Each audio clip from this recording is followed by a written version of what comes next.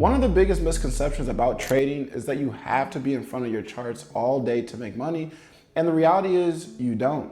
That's exactly why I fell in love with swing trading in the first place. Instead of trying to catch every little move throughout the day, swing trading is about understanding the bigger picture. You're looking for the larger moves that play out over several days, sometimes even weeks, and positioning yourself to take advantage of them. So in today's video, I'm gonna break down exactly how I find these trades, why I took them, and more importantly, the framework behind them, so you guys can understand how swing trading actually works. So let's not waste time, let's get straight to it. So the biggest reason why I recommend swing trading, especially if you're just getting started, is because it doesn't require you to sit in front of your screen for 8 hours a day.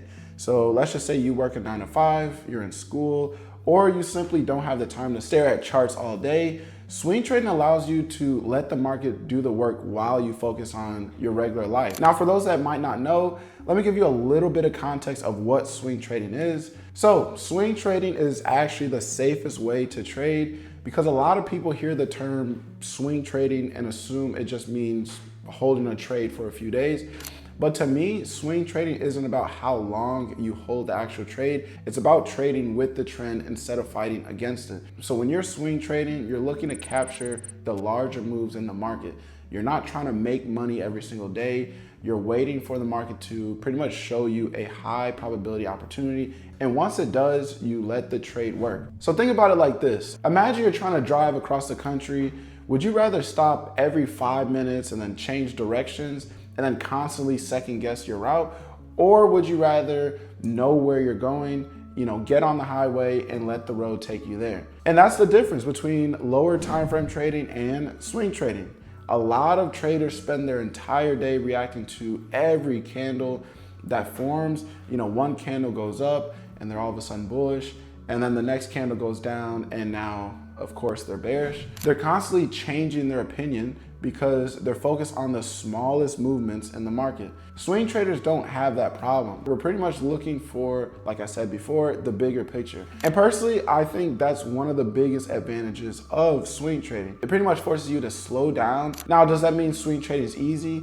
Not at all. In fact, I think the hardest part about swing trading has nothing to do with the charts itself. It's simply patience, because once you understand how the market moves, you start to realize that there are days when the best trade you can make is pretty much no trade at all. Understanding that, there's really two common ways people trade. You have scalping, you have day trading, and I guess the third I can add is, of course, what we're talking about in this video, swing trading. But let's start with scalping. So scalping is exactly what it sounds like. You're looking to get in and out of the market as quickly as possible. A scalp trade can last anywhere from a few minutes to maybe an hour, depending on the setup. Day trading is pretty much the bridge between scalping and swing trading.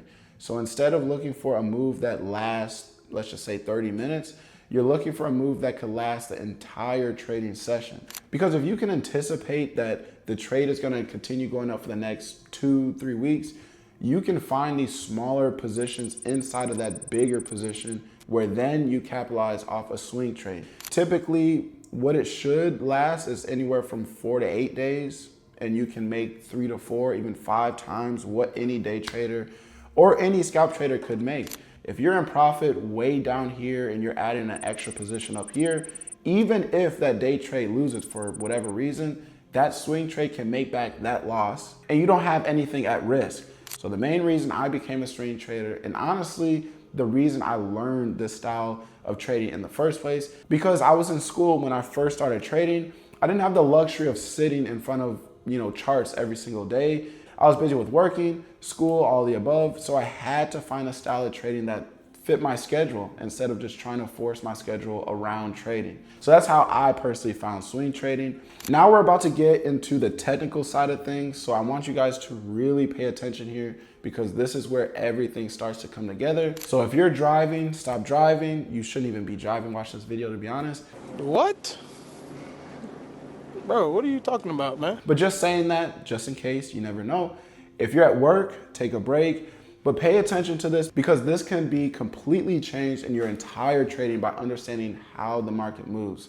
So when it comes to understanding any swing trade, the most important thing that you need to understand is the trend. Before I even think about entering a trade, I'm asking myself one question: where is this market trying to go? So let's just use this chart for an example. Now looking at here, it's pretty clear that the market is in a downtrend. Some might say, how do we know that? It's because it's creating these lower highs and lower lows. Here's a lower high, here's a lower low, another lower high, and another lower low. And that's pretty much market structure. It's really that simple. Now here's something that completely changed the way I looked at trading. Just because a market is moving lower doesn't mean it's gonna fall in one straight line, because obviously we know markets don't move like that. Think of it like walking down a staircase. You don't jump from the very top step all the way to the bottom. You take one step and then another and then another, and the market works the exact same way. It pushes lower, pulls back, and then pushes lower again. Every trend is made up of impulses and retracements. And those retracements aren't random. So without them, the trend can't continue in a healthy way. So if I know the overall trend is bearish, I'm not looking to sell after a massive move lower. I'm waiting for the market to pull back into a better area before looking for continuation.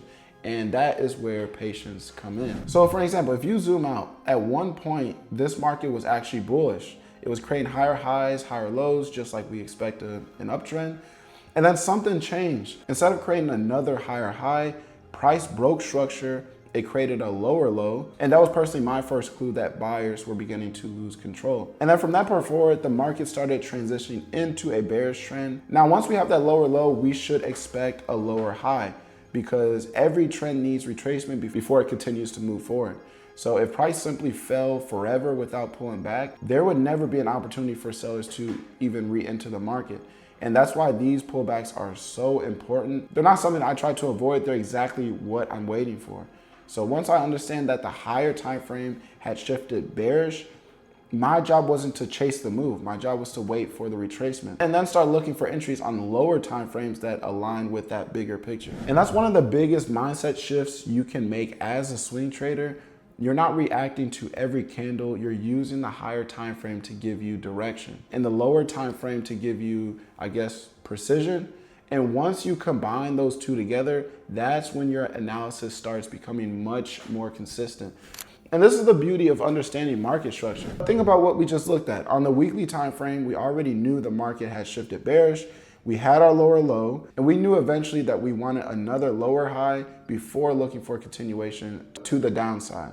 So I'm waiting for the daily time frame to start confirming that retracement, and that's exactly what happened. The daily starts creating higher highs and higher lows. Now, does that mean I suddenly think the market is bullish? No, it just simply means that the weekly retracement is beginning. So remember, the weekly trend is still bearish, and the daily is just giving me the pullback that I was already expecting. Hopefully that makes sense to you guys. Most people look at the daily chart and think, oh, the market is bullish now. And I'm looking at the weekly chart, pretty much thinking like, perfect, this is exactly the retracement I've been waiting for. So instead of fighting that move, I pretty much use it. I'll take a position on that daily retracement because I know where I believe is trying to go. And once we get back into that weekly area of interest, that's where I'm looking for the higher time frame continuation. Now let's look at the chart. You'll notice that we're not only creating bullish market structure on the daily, we're also trading above a very important level. If I look left on the chart, this level has acted as support, it's acted as resistance, and then support again, and then resistance again. The market has respected this area multiple times. So whenever price is trading below this level, the market tends to move lower. So whenever price is trading above it, the market tends to move higher. So now I have two pieces of information pointing in the same direction. I have bullish market structure on the daily, and I have price holding above a major support level. But if you don't understand the language the market is already, I guess, speaking, no strategy in the world is gonna save you. You're just guessing at that point. Everything we talked about so far is simply learning how to read the market. It's not a strategy by itself. Now, once I've identified the higher time frame direction, I add another layer to my analysis. So we'll get back to this. So in this case, price is trading above my EMA, which personally gives me even more confidence that the daily retracement is gonna continue. And at this point, I start looking for entries on lower time frames, and that's exactly why I entered around this area right here. Now let's talk about stop loss, because I think this is where a lot of traders make mistakes. Notice where I placed my stop loss. Your stop loss should always have a reason for being where it is. So mine is below the major support level, because if price breaks below this area, then my entire idea for the trade is wrong. That's the whole purpose of a stop loss. Yes, it's there to protect your capital, but more importantly, it's there to tell you my analysis is wrong. I review hundreds of trades from traders every month, and one of the biggest mistakes I see is people placing stop losses with absolutely no logic behind them. Your stop loss should always be at a level where if price reaches it, the market has proven your analysis wrong. And that's exactly what this level does. If price gets below this support, I no longer want to be in the trade because the market is telling me my idea is incorrect. And honestly, I'd much rather accept a small loss than sit there hoping the market comes back. Now remember what we're trying to accomplish here. I'm buying into a weekly retracement. The weekly trend is still bearish. I'm simply trying to capture this move back into a major weekly resistance before looking for a continuation lower. And that's why my take profit isn't random either. I'm placing at an area where I would expect the weekly sellers to become active again. So if you look left on the chart, this level has already acted as resistance multiple times. So logically, if the weekly market is retracing, this is one of the first places I would expect buyers to start slowing down.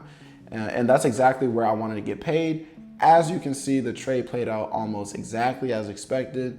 Price rallied into that weekly area, reached my target, and even pushed a little higher afterwards. Could I have held longer? Absolutely. You know, looking back, if I had followed my rules perfectly and waited for that weekly candle to close, I probably could have squeezed out a little more from that trade, maybe another 0.5%, it doesn't matter. But at that time, I was happy with the trade. I followed my plan and I locked in the profit. Now, a couple weeks later, the market did exactly what the higher time frame suggested.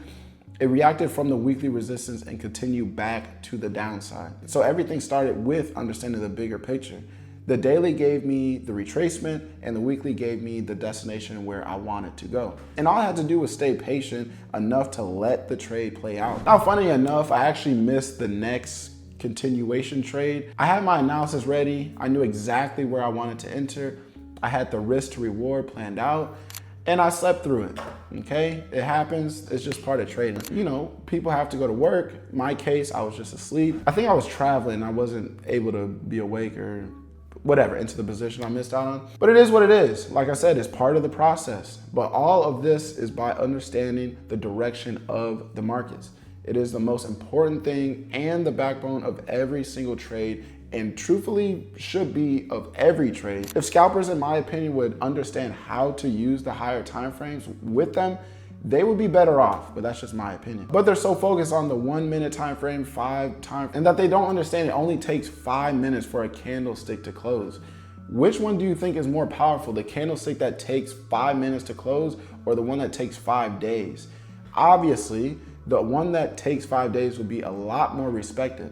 And I think a lot of people really overlook swing trading because it is the most powerful for people that have 9 to 5s, for people that go to school, and genuinely have a busy schedule.